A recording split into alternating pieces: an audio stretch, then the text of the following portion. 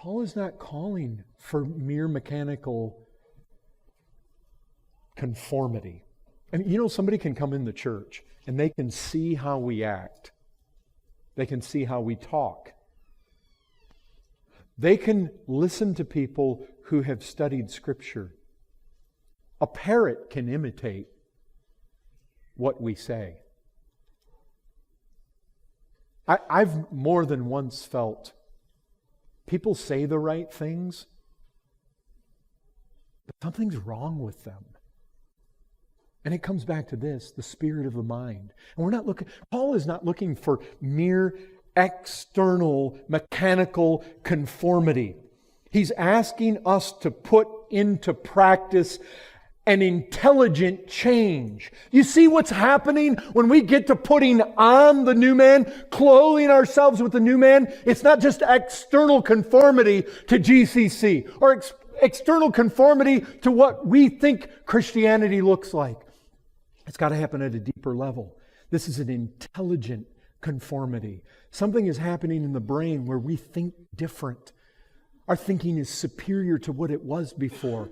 There is actually an intelligent change taking place. Put on the new man, yes, but the Christian must not do anything without knowing why he's doing it. Intelligence is essential. Knowledge is essential. The spirit of the mind, operated on by the Spirit of God, is essential. If you do not know why you are living the Christian life, you're not equipped to put on the new man as you ought. I mean, this comes out everywhere. One of my favorite places is there in Romans chapter 6. What does Paul say? Paul says, you must count yourself, reckon yourselves to be dead to sin. Then he goes on to say, don't let sin reign in your mortal bodies.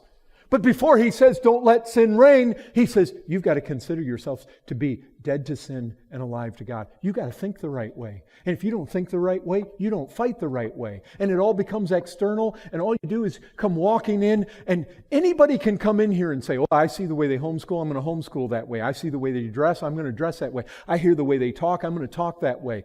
And we get people like that come in here, and they're doing that. But the spirit of the mind. You get talking to them very close, or you get watching their life and it seems like something's wrong. They're seeking to conform, but it seems like it's external. It seems like something's not right here. And ultimately, something isn't right there.